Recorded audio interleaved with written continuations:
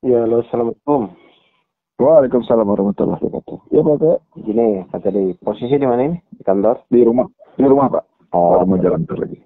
gini, kemarin itu saya ada pemahaman ya. Pertanyaan saya tuh gini, untuk apa sih Allah tuh menciptakan nafsu manusia? Untuk apa Allah menciptakan nafsu manusia? Padahal kan poin utama kan semua permasalahan tuh sumbernya dari hawa nafsu kita kan, Pak. Mm-mm. Nah, sekarang tuh pertanyaannya tuh terus untuk apa? Kenapa kok Allah menciptakan manusia itu dibuat nafsu?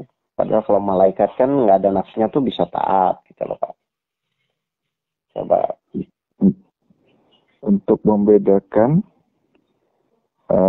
jadi gini, justru itu yang membuat manusia itu bisa lebih mulia daripada malaikat, bisa lebih hina ketimbang binatang ya.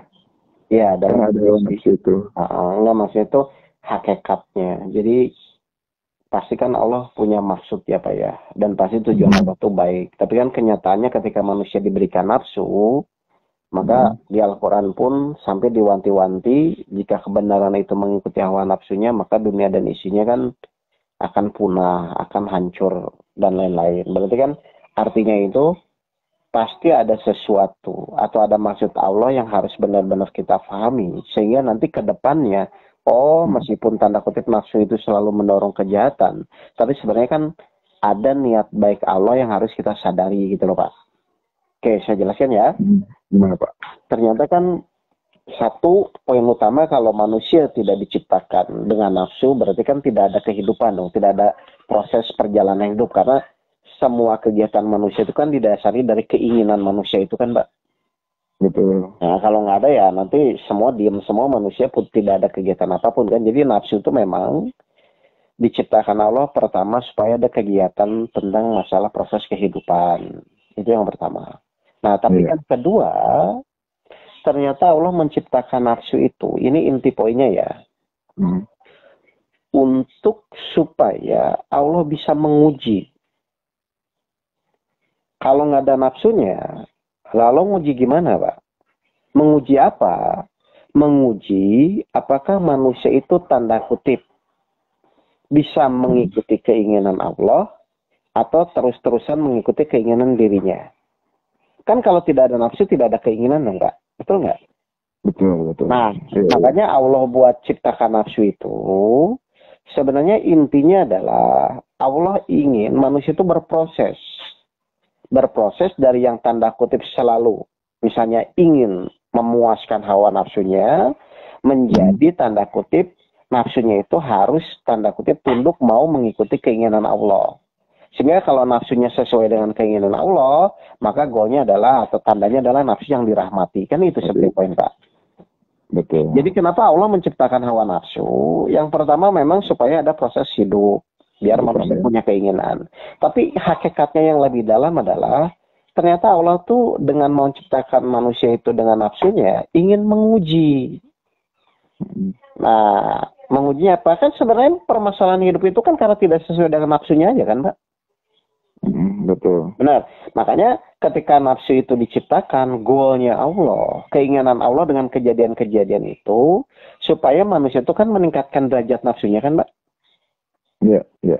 Sehingga ekstrimnya itu akhirnya dari yang manusia itu fokusnya hanya mewujudkan keinginan-keinginannya, menjadi fokus adalah bagaimana nantinya mewujudkan keinginan Allah atau sesuai dengan keinginan Allah. Maka ketika manusia pada titik itu, muncullah nafsu yang dirahmati oleh Allah. Artinya apa? Manusia itu selalu sesuai dengan keinginan Allah, gitu Pak. Betul. Jadi goalnya tuh itu. Makanya Allah mengizinkan juga iblis. Biar Allah tuh tahu manusia ini hanya mengikuti nafsunya itu, berarti kan iblis nggak dari nafsunya juga, gitu kan? Nah proses kehidupan ini terjadi karena ada nafsu itu, gitu loh Pak. Iya. Nah makanya goal kita itu kenapa ya? Kok ujian tuh kadang-kadang bukan kadang-kadang, kebanyakan tidak sesuai dengan keinginan kita. Ya memang di situ kunci ujiannya. Kalau sesuai ya dia ngikutin nafsunya ya nggak akan meningkat derajat nafsunya. Karena goalnya Allah tuh nanti ujung-ujungnya manusia itu harus selalu mengikuti keinginan Allah, sesuai dengan keinginan Allah. Betul, betul. Makanya di Al-Quran itu meskipun tanda kutip seakan-akan nafsu itu tidak baik, tapi memang harus diciptakan, harus diberi kepada manusia biar ada proses perjalanan ujian hidup. Ya. Kan manusia sedih, galau, kecewa itu kan gara-gara tidak sesuai dengan keinginan. Kan itu aja kan? Ya. Padahal hakikat ujiannya di situ gitu loh Pak. Karena ketika manusia itu sudah tanda kutip bisa mengikuti keinginan Allah, selesai ujiannya. Ya, kalau sudah sesuai keinginan Allah ya udah. Ya selesai. Memang tujuan Allah menciptakan nafsu untuk ke sana gitu larinya. Tapi selama manusia itu melawan dan selalu menginginkan keinginannya selalu terwujud, berarti kan nafsu dia tidak terkendali seperti itu. Makanya apa tangga-tangga level manusia itu kan tergantung dari derajat nafsu kan. Sampai terakhir misalnya insan kamil ada di level middle yaitu nafsu mutmainah kan sebenarnya ke sana. Artinya tuh kemampuan manusia dalam meningkatkan hawa nafsu. Siapa yang sudah nafsunya sesuai dengan keinginan Allah, ya sudah selesai. Karena keinginan manusia dan keinginan Allah kalau sudah sesuai kan selesai kehidupan. Makanya di sini perlu proses perjalanan. Makanya pertama nafsu pasti diciptakan supaya ada proses perjalanan peningkatan derajat. Yang kedua manusia harus mengerti betul hakikatnya. Kenapa sih kok saya dibuat ingin ini, ingin itu? Ya memang karena ujiannya di situ. Jadi goalnya itu bukan solusi. Goalnya itu adalah apakah manusia itu mengikuti keinginan Allah atau tidak. Sesuai atau tidak. Gitu loh Pak. Ya, dan meningkat nggak derajat nafsunya ya? Nah, iya, karena di situ kuncinya. Kalau semakin meningkat yang tadi Pak disampaikan akan lebih mulia dari malaikat. Tapi kalau manusia nggak mengerti itu, muncul nafsunya hewan, tidak sesuai, marah, kan gitu kan? Betul. Jadi manusia itu kadang-kadang harusnya mengerti dulu. Kenapa ya kok masalah itu muncul? Ya karena keinginan dia. Kenapa kok jadi masalah keinginan dia? Karena tidak sesuai dengan keinginan Allah. Betul. Makanya munculnya itu masalah itu dari situ awalnya. Tapi memang nafsu kita perlukan. Kalau tidak ada kegiatan kehidupan. Dan kalau gangguan itu dari iblis, itu bisa dengan kita ikhlas, itu kan bisa terselesaikan. Tapi ini nafsu ini kan bawaan ini ya, ada semua di manusia ya. Iya, sebenarnya semua masalah itu kan terselesaikan ketika manusia itu mengikuti keinginan Allah. Ya, apapun ya.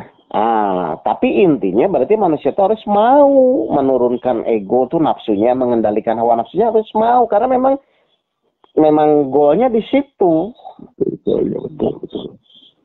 Nah manusia harus sadari dulu hakikat nafsu itu apa ya? Kenapa kalau ini ternyata di sini Pak proses ujian kehidupan tuh di situ. Cuman poinnya apakah terkendali atau tidak nafsunya, sesuai atau tidak gitu lah. Iya. Paham Pak tadi ini? Paham. Jadi kalau misalnya nanti ada ujian jangan kaget. Pasti kadang-kadang tidak sesuai dengan nafsunya.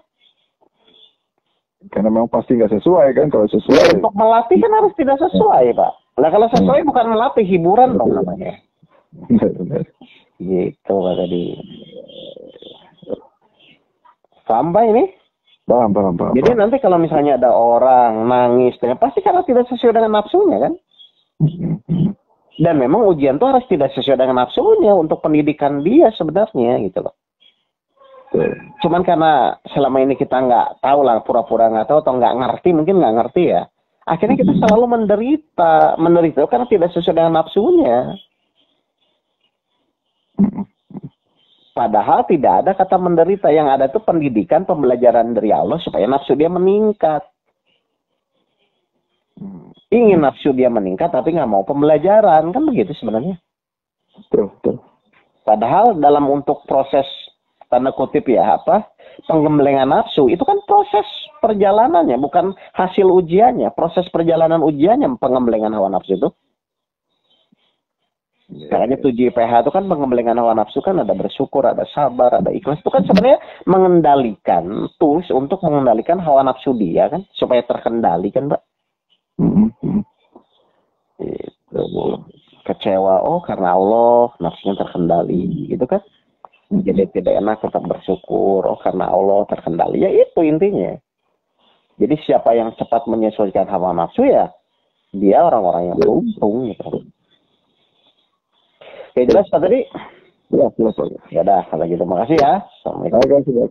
Waalaikumsalam warahmatullahi wabarakatuh.